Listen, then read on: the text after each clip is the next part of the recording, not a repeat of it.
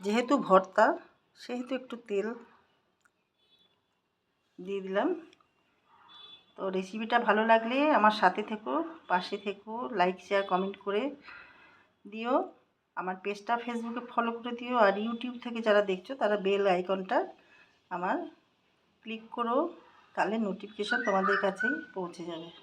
Thank you, সবাই ভালো থেকো। ভিডিওটা এখানেই শেষ করলাম। নমস্কার, আমি সঙ্গীতা চক্রবর্তী। দেখো আজকে আমার হেসেলে আমি একটা রেসিপি তৈরি করছি। এটা হচ্ছে ইলিশ মাছের মাথা আর হচ্ছে ঝিঙে। এটা আমি ঝিঙে বাটা করব ইলিশ মাছের মাথা দিয়ে।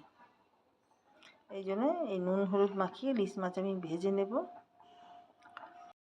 দেখো নুন হলুদ মাখিয়ে নিয়েছি, এবারেতে তেল দিয়েছি আমি। মাথাগুলো আমি ভেজে নেব।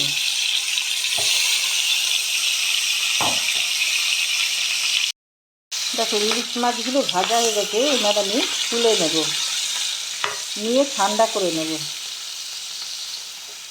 দেখো আমি মিক্সি নিয়ে নিয়েছি, মিক্সির মধ্যে আমি এখানে ঝিঙে কেটে নিয়েছি দুটো বড় বড়। এই ঝিঙেগুলো আমি মিক্সির মধ্যে দিয়ে দেব। দিয়ে দেব কিছু ধনেপাতা কচি ডাঁটিগুলো ছিল সেইগুলো দিয়ে দিচ্ছি। কিছু রসুন, আদা পরিমাণ বুঝে, দুটো লঙ্কা, একটা টমেটো। এবার একটু অল্প করে একটু জল দেব। এবার এটা পেস্ট করে নেব। দেখো ইলিশ মাছের মাথাগুলো আমি পেস্ট করব। এখানে এই পেস্টটা আমার হয়ে গেছে, এটা আমি ছোটো জারে নিয়ে নিলাম। দেখো আমি দিয়ে দিলাম কালো জিরে,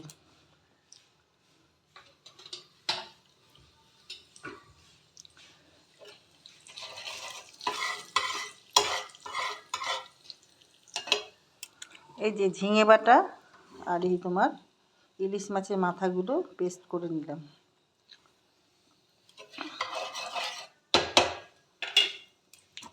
এবার আমি ঝিঙেটা দিয়ে দেবো।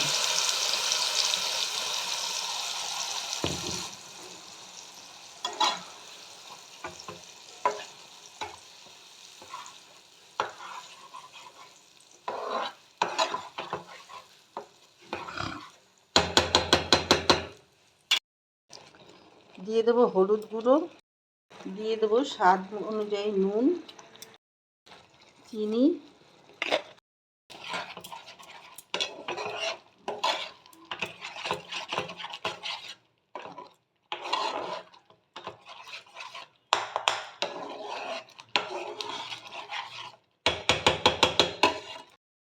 ছিটে আসছে বলে এটা আমি ঢেকে দিলাম একটু। জলটা অনেকটাই টেনে এসছে। আমি এবার যে ইলিশ মাছের মাথাগুলো পেস্ট করে রাখলাম সেটা দিয়ে দিলাম।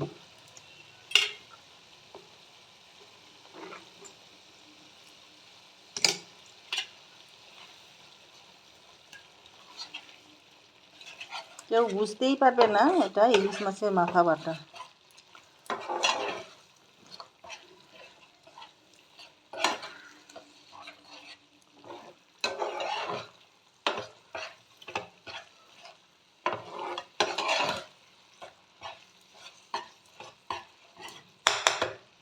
দেখো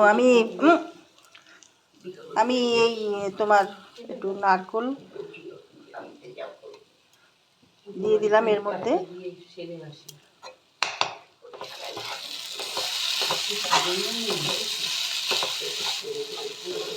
রান্নাটা আমার হয়ে গেছে।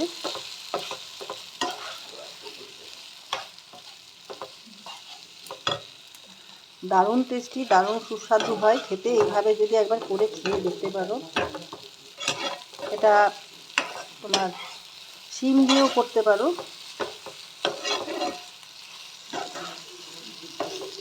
কুমড়ো দিয়েও করতে পারো। এইভাবে করে খেলে দারুণ লাগে। তো এটা যখন দেখবে এরকম জড়িয়ে জড়িয়ে যাচ্ছে তখন জানবে এটা হয়ে গেছে। এবার আমি এটা নামিয়ে ফেলছি। আমি একটুখানি গার্নিশ করে দিলাম নারকেল দিয়ে।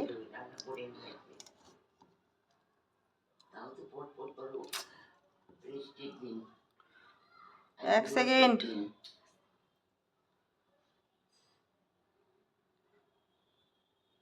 আমাদের বাড়িতে বিয়ে লেগেছে, সেই নিয়ে সব গল্প হচ্ছে। দেখো, দারুণ স্বাদের একটা ঝিঙে বাটা ভর্তা তোমাদের কেমন লাগলো